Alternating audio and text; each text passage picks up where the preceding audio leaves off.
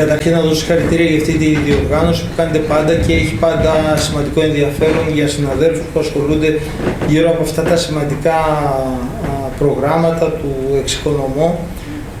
Θα έλεγα ότι είναι μια καθημερινότητα για πάρα πολλούς μηχανικούς και νομίζω ότι είναι ένα σημαντικό ποσοστό των επαγγελματιών μηχανικών που ασχολούνται με όλα αυτά. Επειδή μιλάω ανάμεσα σε συναδέλφους και μάλιστα καλά καταρτισμένους, δεν θα μπω σε τεχνικά ζητήματα, αλλά θα πω κάποια γενικότερα που θα πρέπει όλοι να τα κατανοήσουμε και να τα υποστηρίζουμε προκειμένου να διευκολύνουμε την καθημερινότητα και τη δουλειά μας. Τα προγράμματα εξοικονομώ μετά από πάνω από 15 χρόνια πρέπει να καταλάβουμε ότι πρέπει, όχι εμείς, πρέπει να καταλάβουν όλα τα κόμματα και η πολιτεία και το Υπουργείο, ότι πρέπει να υπάρχει ένα πρόγραμμα εξοικονομώ κατοίκων με έναν οδηγό. Άλλος θα τον θέλει λίγο διαφορετικό, άλλος λίγο λιγότερο, να ξέρουμε ποιος είναι. Να κάνουμε σταθερά τη δουλειά μας, δηλαδή να ακολουθούμε αυτόν τον οδηγό και να εντάσσονται διαρκώς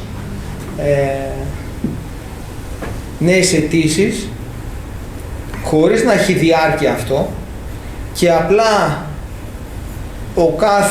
η κάθε κυβέρνηση όταν βρίσκει πόρους, που θεωρώ ότι θα βρίσκονται και μάλιστα περισσότεροι τα επόμενα χρόνια, να μπορεί να εντάσσει, να προχωράει περισσότερες υποθέσεις και χρηματοδοτήσεις. Κοινώς. Ένα πρόγραμμα μόνιμο. Κάνει ο καθένας όποτε θέλει την αίτηση. Και όταν φτάσει η σειρά του, αφού έχει ενταχθεί, πληρώνεται. Δαπάνες να μπορεί να κάνει σε όλο αυτό το διάστημα. Δηλαδή, αν έχει τους πόρους εκείνη την ώρα ο ίδιος ή με κάποιο άλλο τρόπο να προχωρήσει την επένδυση να την κάνει και να παίρνει τα χρήματά του. Αν δεν μπορεί και δεν τα έχει, μόλις έρθει η σειρά του, θα παίρνει τα χρήματα και θα ξεκινάει το πρόγραμμα. Αυτό σε τι θα μας βοηθούσε? Πρώτον, εμένα, στην καθημερινότητά μου. Σήμερα έχω 150 τηλέφωνα, αν θα πάρουν παρατάσεις ή όχι. Δεν θα ασχολούνταν κανένας, το λέω λίγο και δεν... Αφήστε με, να είμαι προπονημένος, αλλά να το πω λίγο αλλιώς. Αυτή τη στιγμή ασχολούνται πόσοι άνθρωποι αν θα πάρει παράταση στο 1 ή το 2 ή το 3, που πρέπει να εξηγήσει κάθε περίπτωση ξεχωριστά. Δεύτερον, ασχολούνται όλο το Υπουργείο αυτή τη στιγμή, ή όσοι ασχολούνται από το Υπουργείο, με αυτό το θέμα. Γιατί να ασχολούνται? Δεν θα ασχολούνται ποτέ. Άρα θα γλιτώσουμε πόρους ανθρώπων που ασχολούνται. Θα γλιτώσουμε εμείς οι μηχανικοί να πηγαίνουμε συνέχεια στα θρανία και να διαβάζουμε. Θα γλιτώσουμε όλη αυτή την επικοινωνία, η αγορά θα είναι ρυθμισμένη και θα προχωράνε όλα ομαλά.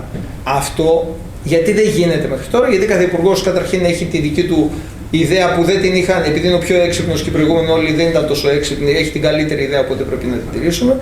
Δεύτερον, πρέπει να δώσει μια συνέντευξη τύπου, λες και αν δώσει συνέντευξη τύπου θα τον ψηφίσουν περισσότεροι, κάτι θα πει ότι έκανε. Τρίτον, να πει στον Πρωθυπουργό ότι κάτι έκανα διαφορετικό και όλους αυτούς τους λόγους που τους καταλαβαίνετε. Τότε πήραμε μια δύσκολη απόφαση και θα την πω κρίσιμη. Κάποια μέρα με πήρε ο κύριος Σκρέκας όταν ήταν υπουργός και μου λέει, Γιώργο, να πάρετε εσείς το εξοικονομώ, γιατί δεν βγαίνει αλλιώς να το κάνει κανένας άλλος. Έγιναν καλύτερα τα πράγματα? Έγιναν καλύτερα. Έγιναν πάρα πολύ καλύτερα? Όχι. Θα μπορούσαν να βελτιωθούν? Ναι. Αν γίνει και αυτό που λέω τώρα, το που είναι μια απλοϊκή σκέψη, τότε θα διευκολυνθούμε όλοι. Όλα θα πηγαίνουν καλύτερα.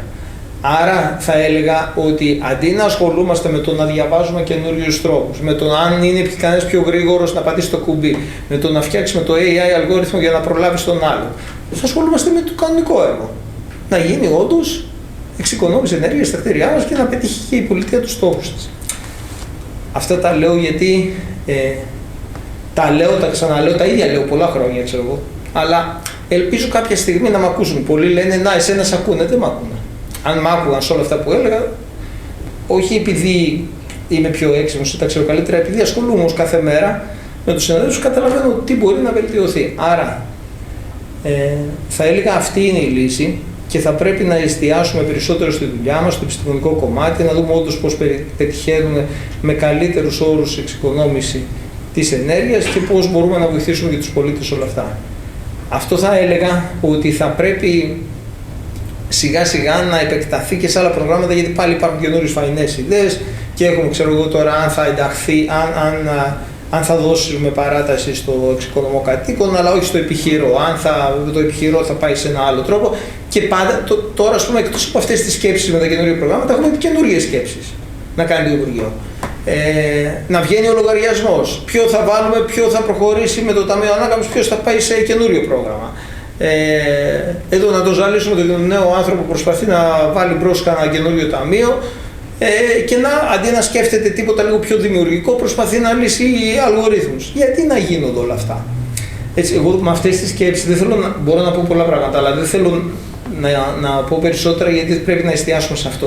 Πρέπει όλοι, σε όποιον μπορούμε να μιλάμε, να εξηγούμε ότι πλέον πρέπει να γίνει πιο απλή η ζωή μας, να κάνουμε καλύτερο επιστημονικό έργο, και αυτό χρειάζεται να υπάρχει ένας οδηγός, όποιος είναι, και λίγο λάθος, δεν πειράζει, και θα το βελτιώνουμε σιγά σιγά, θα το τρέχει το τεχνικό επιμελητήριο. Δόξα τω Θεώ, οι διοργανωτές εδώ μας έχουν βοηθήσει απεριόριστα και τους ευχαριστώ και προσωπικά.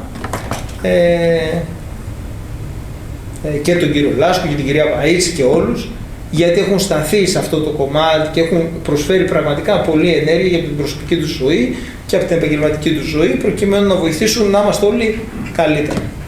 Αυτά ήθελα να σας πω. Σας ευχαριστώ πολύ.